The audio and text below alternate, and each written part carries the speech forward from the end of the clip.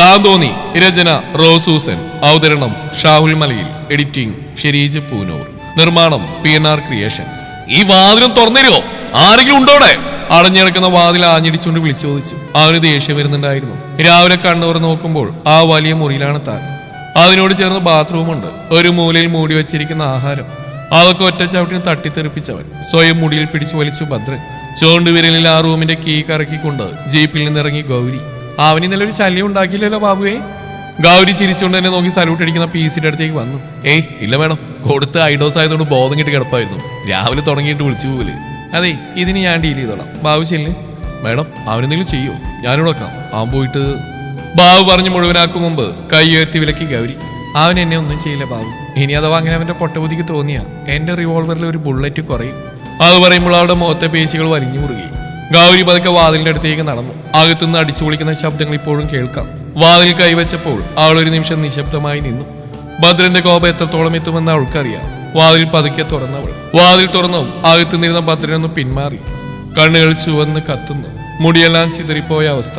നിലത്ത് ചിതറിക്കിടക്കുന്ന പാത്രങ്ങൾ, ചുമരിൽ തട്ടി വീണ വെള്ളം. അവന്റെ കണ്ണുകൾ നേരെ ഗൗരിയിലേക്ക് വീണു. ഗൗരി വാതിലടച്ച് അകത്ത് കയറി ചുറ്റുമൊന്ന് നോക്കി. മുറിയുടെ അവസ്ഥ കണ്ടപ്പോൾ അവൾ ഒരു ചെറിയ ചിരിച്ചു. നീ എന്നെ പൂട്ടിയല്ലേ? അവൻ ദേഷ്യത്തിൽ ചോദിച്ചുകൊണ്ട് അവളുടെ അടുത്തേക്ക് നടന്നു വന്നു. അല്ല പിന്നെ നിന്നെ തോന്നിയാസം ചെയ്യാൻ വിടണമായിരുന്നോ? ഇഷാനിയുടെ കല്യാണം നീ മുടക്കി. അത് പിന്നെ അവൾക്ക് യോജിക്കാത്ത ബന്ധമായിരുന്നു. സോ മുടങ്ങിയത് നന്നായി. പക്ഷേ സേവിച്ച ഇഷാനിയും അവരെ വേർപ്പെടുന്ന നീ കളിച്ച നാറിയ കളിയല്ലേ? സ്നേഹിക്കുന്നൊരു പിരിക്കാൻ പാടുണ്ടോ പത്ര?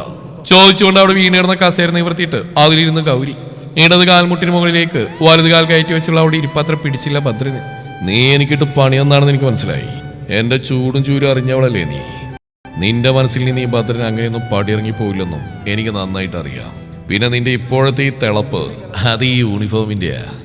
അത് ഊരി വെച്ച് നീ വാ പെണ്ണായിട്ട്. അപ്പൊ കാണാം ഈ ഭദ്രൻ ആരാണെന്ന്. ഭദ്രൻ വെല്ലുവിളിച്ച് ഗൗരിയെ. നീ ഇനിയും നന്നായില്ലല്ലേ? ഞാൻ കരുതി നിനക്ക് മാനസാന്തരം ഉണ്ടായിക്കാണെന്ന്. ഇപ്പോഴല്ലേ കാര്യം പിടികിട്ടിയത്. രാധാമണി രക്ഷിക്കാൻ നീ നല്ല കുട്ടി ചമഞ്ഞതല്ലേ? അപ്പൊ എനിക്ക് തെറ്റി. പിന്നെ നിന്നെ മൂലക്കിരുത്താൻ ഗൗരിക്ക് ഈ യൂണിഫോമിന്റെ ആവശ്യമില്ല. ഗൗരിയുടെ വിരൽത്തും മതി നിന്റെ ചൂടും ചൂരും തണുത്തുറഞ്ഞു പോവാൻ. ഇനി അങ്ങോട്ട് നീ നിന്റെ പണി നിർത്തിയൊന്നുമില്ലല്ലോ.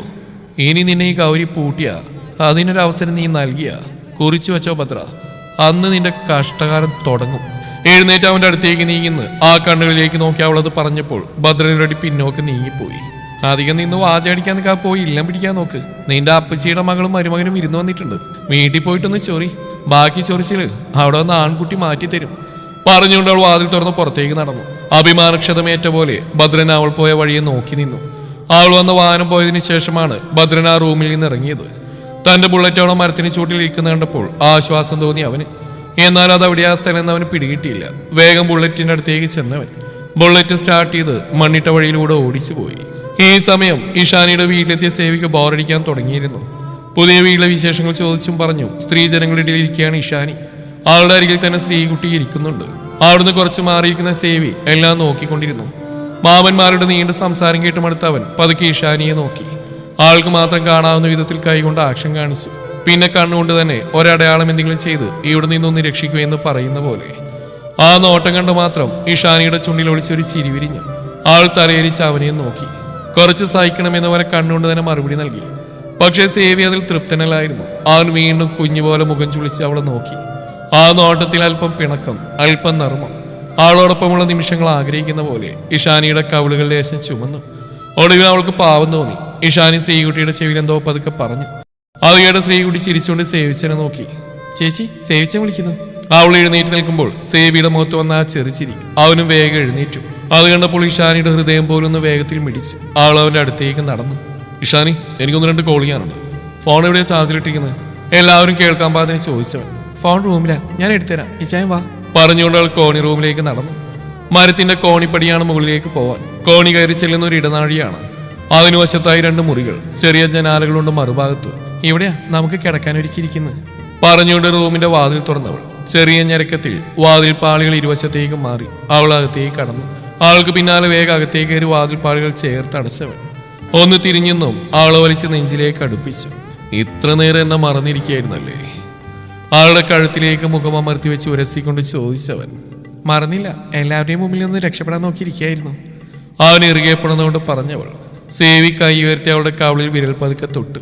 അവളുടെ കവിളിലെ ചുവപ്പ് കൂടി ഗാഠമായി. ഇഷാനി, അവൻ പതുക്കെ വിളിച്ചു. ഇനി താഴേക്ക് പോകണ്ട, ഞാൻ നിന്നെ സ്നേഹിച്ചോട്ട് പെണ്ണേ. അവളുടെ കാതിൽ മൃദുവായി മുത്തിക്കൊണ്ട് പറഞ്ഞവൻ അവന്റെ കൈകൾ അവിടെ അരയെ ചുറ്റി പതുക്കെ അടുപ്പിച്ചു. ഇഷാനി അവന്റെ നെഞ്ചിലേക്ക് തല ചേർത്തു. അപ്പോൾ താഴെ നിന്ന് ശ്രീകുട്ടിയുടെ ശബ്ദം കേട്ടു. ചേച്ചി, ഫോൺ കിട്ടിയോ? ഇരുവരും നോക്കി ചിരിച്ചു. ഇഷാനി പതുക്കെ അവന്റെ നെഞ്ചിൽ നിന്ന് മാറി. ഫോൺ എടുത്ത് പോകണം, അല്ലെങ്കിൽ അവൾ ഇങ്ങോട്ട് കയറി വരും. പിന്നെ ചായ കുടി കഴിഞ്ഞാൽ ബന്ധുക്കളെല്ലാവരും പോകും. അതുവരെ എൻ്റെ ചായ ഒന്ന് ക്ഷമിക്ക്, എന്റെ പൊന്നല്ലേ. അവന്റെ ഇരുകാവളിലും പിടിച്ച് കാലിന്റെ പെരുവിരൽ കുത്തി ഉയർന്നുകൊണ്ട് ആ നെറ്റിയിലൊന്ന് ഉമ്മ വെച്ചവൾ. നീ ചെന്നേക്ക്, എനിക്ക് കോൾ ചെയ്യാറുണ്ട്. പിന്നെ ചായ മാത്രം ഇവിടെ കൊണ്ടുവന്നാൽ മതി. ആരെങ്കിലും ചോദിച്ചാൽ എനിക്ക് തലവേദനയാ, ഒന്ന് കിടന്നു പറഞ്ഞാൽ മതി. പറഞ്ഞുകൊണ്ട് കട്ടിലിന്റെ തലഭാഗത്ത് പില്ലോ ചരിച്ചു വെച്ച് അതിൽ ചാരി കിടന്നു.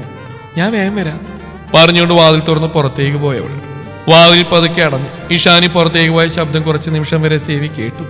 പിന്നെ മുറിയിൽ വീണ്ടും നിശബ്ദത പടർന്നു. സേവി കിടന്ന നിലയിൽ മേൽക്കൂരയിലേക്ക് നോക്കി കിടന്നു. പഴയ വീടിന്റെ മേൽക്കൂര, കട്ടിയുള്ള മരം, ജനാലയിലൂടെ കയറുന്ന വെളിച്ചം കട്ടിലിന്റെ വക്കിൽ വീണ് ഒരു ചെറു വെളിച്ചവരെയായി നിലത്ത് പടർന്നിരുന്നു. അവനൊന്ന് നീണ്ട ശ്വാസം വിട്ടു. ഇഷാനിയുടെ മണം ഇപ്പോഴും തന്നെ ഷർട്ടിലുണ്ടെന്ന് തോന്നിയവന് അവൾ കുറച്ചുമ്പ് നെഞ്ചിൽ തലയാഴ്ച ഓർമ്മ വന്നപ്പോൾ അവന്റെ ചുണ്ടിൽ അറിയാതെ ഒരു ചെറുചിരി വിരിഞ്ഞു. എന്റെ പെണ്ണ്, അവന്റെ ചുണ്ടുകൾ ഉച്ചരിച്ചു. അവൻ പുഞ്ചിരിച്ചുകൊണ്ട് ഇടനെഞ്ചിലൊന്ന് തലോടി. നാണം കലർന്ന അവളുടെ കവിളിലെ ചുവപ്പ്, കാതിൽ പറഞ്ഞ വാക്കുകൾ അവളെ നെഞ്ചോട് ചേർക്കാൻ വീണ്ടും കൊതി തോന്നി അവന്. കൈ തലക്ക് പിന്നിൽ വെച്ച് കിടന്നവൻ. താഴെ നിന്നും സ്ത്രീകളുടെ സംസാര ശബ്ദം കേൾക്കാം, ചിരി, പാത്രങ്ങളുടെ ശബ്ദം. ഇഷാനി പടിയിറങ്ങി വന്നപ്പോൾ ശ്രീകുട്ടി കാത്തുനിന്നിരുന്നു. ചേച്ചി, സേവിച്ച മാമന്റെ കത്തിയിട്ട് മുങ്ങിയതാ അല്ലേ? അവൾ ചിരിച്ചുകൊണ്ട് ചോദിച്ചു. ഇഷാനി അവൾ നോക്കി കണ്ണുരുട്ടി കാണിച്ച് ചുറ്റും നോക്കി. ആരെങ്കിലും കേൾക്കും, അവർക്ക് എന്ത് തോന്നും മോളെ?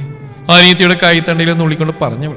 അതല്ല മോളെ, ഇഷാനി തലവേദനയാണെന്ന് പറഞ്ഞു. കുറെ ദിവസമായി അലച്ചിൽ തുടങ്ങിയിട്ട്, അതിന്റെ ആവും.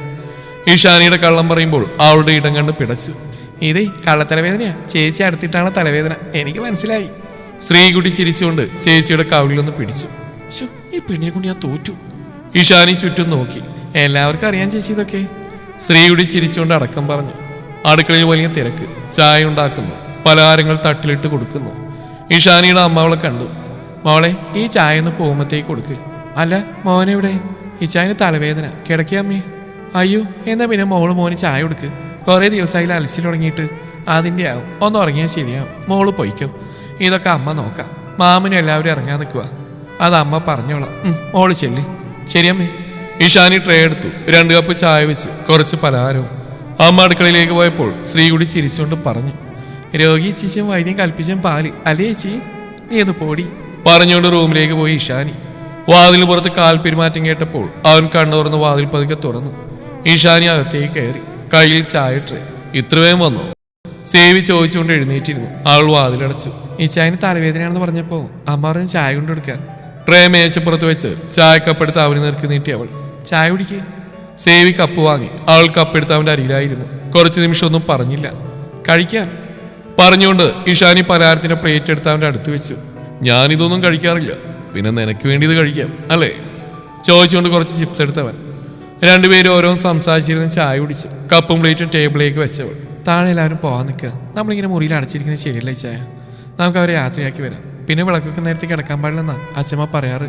ഇഷാനി പറയുന്ന കേട്ടപ്പോൾ സേവിക്ക് ദേഷ്യം വന്നു. വേറെ എന്തെങ്കിലും നിന്റെ അച്ഛമ്മ പറഞ്ഞിട്ടുണ്ടോ? ഭാര്യയും ഭർത്താവ് ഒന്നിച്ചൊരു മുറി കിടക്കാൻ പാടില്ലെന്നെങ്ങാനും? അവൻ പറയുന്നേട്ട് അവൾ ഉറക്കെ ചിരിച്ചുപോയി. ഒന്ന് പോയി ചായ പറഞ്ഞുകൊണ്ട് അവരെ തോളിൽ ചാരി അവൾ. ഇഷാനി അവരെ തോളിൽ ചാരിയപ്പോൾ സേവിയുടെ ദേഷ്യം അലിഞ്ഞുപോയി. അവളുടെ മുടിയുടെ മണം അവന്റെ മുഖത്ത് തട്ടിയപ്പോൾ അവൻ അല്പം ചിരിച്ചു. നിനക്കൊരു കാര്യം അറിയൂ ഇഷാനി? അവളുടെ മുടിയിൽ വിരലുകൾ ഓടിച്ചുകൊണ്ട് അവൻ പതുക്കെ ചോദിച്ചു. എന്താ ചായ? നീ ഇങ്ങനെ അടുത്ത് നിൽക്കുമ്പോഴേ ലോകം മുഴുവൻ നിശബ്ദമായി പോകുന്ന പോലെ തോന്നുക. അവൾ തലപൊക്കി അവനെ നോക്കി. അവന്റെ കണ്ണുകളിൽ കളിയോടൊപ്പം പ്രണയവും നിറഞ്ഞിരുന്നു. അത്രയ്ക്ക് ഡ്രാമ വേണോ ചായ? അവൾ ചിരിച്ചു പറഞ്ഞു. ഡ്രാമയല്ല, സത്യം തന്നെയാ. അവൻ പറഞ്ഞുകൊണ്ട് അവളെ കൈ പിടിച്ചു. ഇഷാനിയുടെ കവിളുകൾ അല്പം ചുവന്നു. അവന്റെ കയ്യിൽ വിരലുകൾ ഒതുക്കി പിടിച്ചു. അവൾ ചോദ്യം നിറഞ്ഞ കണ്ണുകളോടെ നോക്കുമ്പോൾ സേവി അവളുടെ നെറ്റിയിൽ ഒരു ചെറു ചുംബനം നൽകി. ആ സ്പർശം ഇഷാനി ഒരു നിമിഷം നിശബ്ദയാക്കി. അവന്റെ ഓരോ ചുംബനത്തിനും ഓരോ ലഹരിയായിരുന്നു അവൾക്ക്. ശരി, ഇനി രാത്രിയാവും, താൻ ചെല്ല്, ഞാൻ വന്നേക്കാം. കുളിച്ചിട്ട് വേണം വിളക്ക് വെക്കാൻ. ഞാൻ പോയി കുളിച്ചിട്ട് വരാം. ഇഷാനി ഇവിടെ കുളിച്ചോ പറഞ്ഞുകൊണ്ട് കുളിച്ച് മാറാനുള്ള ഡ്രസ്സ് എടുത്തിട്ടാണ് അവൾ താഴേക്ക് പോയത്. കുളി കഴിഞ്ഞ് സെറ്റുമുണ്ടാണ് അവൾ ഉടുത്തത്. അമ്പലത്തിലേക്ക് പോകണം തോന്നിയത് അപ്പോഴാണ്. വിളക്ക് വെച്ച് കഴിഞ്ഞിട്ട് സേവിച്ചനോട് പറയാമെന്ന് കരുതി അവൾ. ഇഷാനി പൂജാമുറിയിലേക്ക് പോയി വിളക്ക് തെളിയിച്ചു. വിളക്കിന്റെ മൃദുവായ പ്രകാശം അവളുടെ മുഖത്ത് വീണപ്പോൾ അവൾക്കൊരു തരം ശാന്തത തോന്നി. കൈകൾ ചേർത്ത് കണ്ണടച്ച് അവൾ പ്രാർത്ഥിച്ചു. അവൾ തിരിഞ്ഞു വരുമ്പോൾ വാതിൽപ്പടിയിൽ ചാരി സേവി നിൽക്കുന്ന കണ്ടു. അവളെ തന്നെ നോക്കി നിൽക്കുകയായിരുന്നു അവൻ. സെറ്റ് മുണ്ടെടുത്ത് അവൾ ആദ്യമായിട്ട് കാണുകയായിരുന്നു അവൻ. ചുവപ്പ് കരയുള്ള സെറ്റുമുണ്ടും ചുവന്ന നിറത്തിലുള്ള ബ്ലൗസും അവൾക്ക് നന്നായി ചേരുന്നുണ്ടായിരുന്നു. വന്നോ? അവൾ ചോദിച്ചു. അത് എന്റെ ഭാര്യ വിളക്ക് വെക്കുന്ന എനിക്ക് കാണാൻ തോന്നി. അതിലെന്താ പത്ര കാണാൻ? പറഞ്ഞുകൊണ്ട് അവൾ പൂജാമുറിയിൽ നിന്ന് ഇറങ്ങി. കാണാനുണ്ടല്ലോടി പെണ്ണേ, നീ ഇങ്ങനെ ശാന്തമായിട്ട് നിൽക്കുന്ന കാണുമ്പോ എനിക്ക് വീണ്ടും വീണ്ടും പ്രണയം തോന്നുക. അവളുടെ കവിളുകൾ ചുവന്നു. ആരെങ്കിലും കേൾക്കൂട്ടോ? കേൾക്കട്ടെ നീ. അവനൊരുപടി അടുത്തേക്ക് വന്നു. വിളക്ക് വെക്കുമ്പോ തടസ്സം നിൽക്കാൻ പാടില്ല ഇച്ചായ. അവൾ പറഞ്ഞപ്പോൾ അവൻ മാറിയുന്നു. പതിവ് പോലെ പൂമുഖത്ത് വിളക്ക് വെച്ച് ഇഷാനി. നമുക്കൊന്ന് ക്ഷേത്രത്തിൽ പോയിട്ട് വരാം, ഇവിടെ അടുത്ത് തന്നെയാ, 5 മിനിറ്റ് നടക്കാനേ ഉള്ളൂ. ഇഷാനി ചിരിച്ചുകൊണ്ട് പറഞ്ഞപ്പോൾ അവന് ഉത്സാഹമായി. പോകുന്നുണ്ടെങ്കിൽ വേഗം പോയിട്ട് വാ, ദീപാരാധനയ്ക്കുള്ള സമയമായി മോളെ. തലവേദന കുറഞ്ഞ മോനെ? രാജിയമ്മ സ്നേഹത്തോടെ ചോദിച്ചു. ചായ കുടിച്ചപ്പോ കുറഞ്ഞമ്മേ, എന്നവര് പോയിച്ചു വരാം പറഞ്ഞുകൊണ്ട് അവൻ പൂമുഖപ്പടികൾ ഇറങ്ങി. അമ്മയെ നോക്കിക്കൊണ്ട് പോയിട്ട് വരാമെന്ന് പറഞ്ഞ് അവളും ഇറങ്ങി. അമ്പലത്തിലേക്കുള്ള വഴി ശാന്തമായിരുന്നു. ഇടയ്ക്ക് ചെറുകീടങ്ങളുടെ ശബ്ദവും ദൂരെയുള്ള മണിയുടെ മൃദുവായ നാദവും മാത്രം.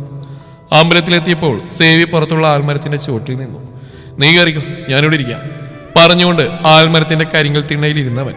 വേഗം വരാം പറഞ്ഞുകൊണ്ട് ഇഷാനി വേഗം പോയി. അകത്ത് ദീപങ്ങളുടെ വെളിച്ചം നിറഞ്ഞിരുന്നു. മണിയടിയുടെ ശബ്ദം മുഴങ്ങി.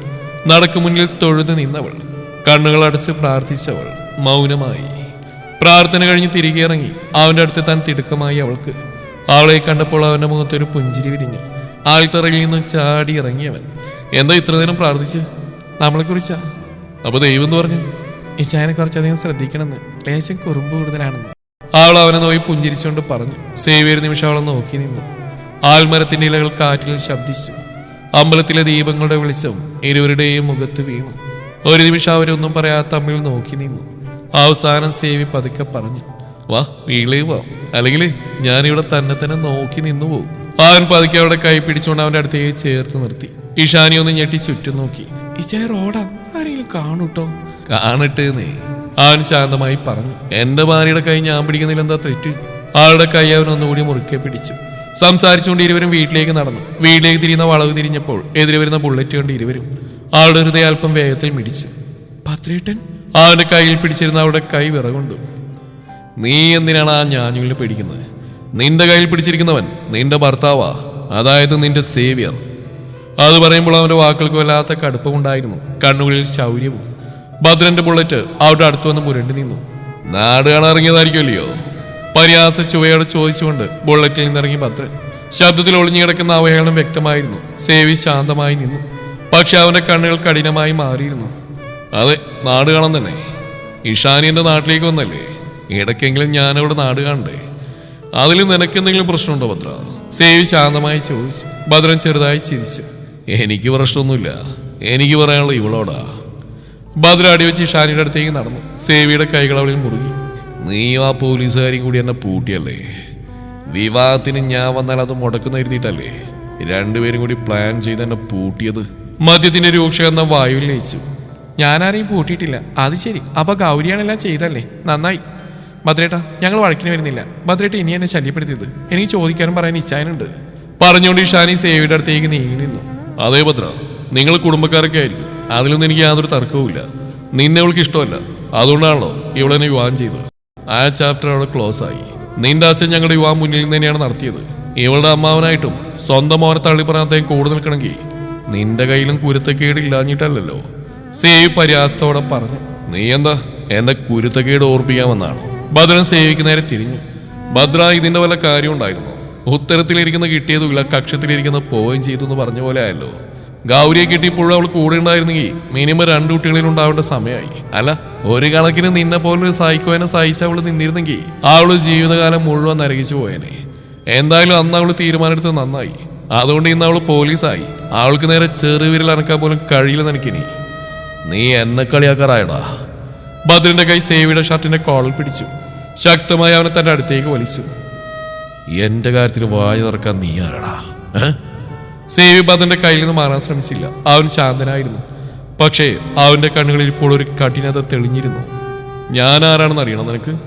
അവൻ ശാന്തനായി ചോദിച്ചു. ഇഷാനിയുടെ ഭർത്താവാണ് ഞാൻ. മുറച്ചെറുക്കനും അമ്മാവനും മോനൊക്കെ അങ്ങ് തീർന്നു. ഇനി ഇവളുടെ എന്തെങ്കിലും അധികാരം വെച്ച് നീ സംസാരിക്കുന്നത് കണ്ടാൽ. സേവിയുടെ മുഖം ചുവന്നു. ഇവളെന്നെ ചതിച്ചു, പിന്നെ ആ പോലീസുകാരി ഗൗരിയും കുട്ടി എന്നെ. അവൻ പറഞ്ഞ് പൂർത്തിയാക്കുന്നതിന് മുമ്പ് സേവിയുടെ മുഷ്ടി നേരെ ഭദ്രന്റെ കവിളിൽ പതിച്ചു. ഭദ്രൻ പിന്നോട്ട് തെറിച്ച് വീഴാൻ തന്നെ പോയി. ഇഷാനി ഞെട്ടി. ഇഷായ? ഭദ്രൻ അധത്തിൽ നിന്ന് രക്തം തുടച്ചു. കണ്ണുകൾ ക്രൂരമായി തെളിഞ്ഞു. നീ എന്നെ അടിച്ചോടാ. അതെ, സേവി ശാന്തമായി പറഞ്ഞു. ഇനിയും ആവശ്യമുണ്ടെങ്കിൽ വീണ്ടും അടിക്കും. അത് കേട്ടതോടെ ഭദ്രൻ മുഴുവൻ കോപത്തോടെ മുന്നോട്ട് ചാടി. നായേ! അവൻ സേവിയുടെ മേൽ ചാടി അവനെ തള്ളിക്കളഞ്ഞു. രണ്ടുപേരും നിലത്തു മറിഞ്ഞു. ഭദ്രൻ സേവിയുടെ ഷർട്ടിൽ പിടിച്ച് അവൻ അടിക്കാൻ ശ്രമിച്ചു. പക്ഷെ അവനെ സേവി കൈ പിടിച്ച് തടഞ്ഞു. നിനക്കിപ്പോഴും ബുദ്ധി വന്നില്ലേടാ. സേവി പെട്ടെന്ന് തിരിഞ്ഞ് ഭദ്രനെ നിലത്തമർത്തി. ഭദ്രൻ കൈവിടത്തി വീണ്ടും എഴുന്നേറ്റു. രണ്ടുപേരുടെയും മുഷ്ടികൾ തമ്മിൽ പതിച്ചു. ചുറ്റും നിന്നിരുന്നവർ അമ്പരന്ന് നോക്കി. തുടരും ഈ കഥയുടെ ബാക്കി ഭാഗം നാളെ ഇതേ സമയം.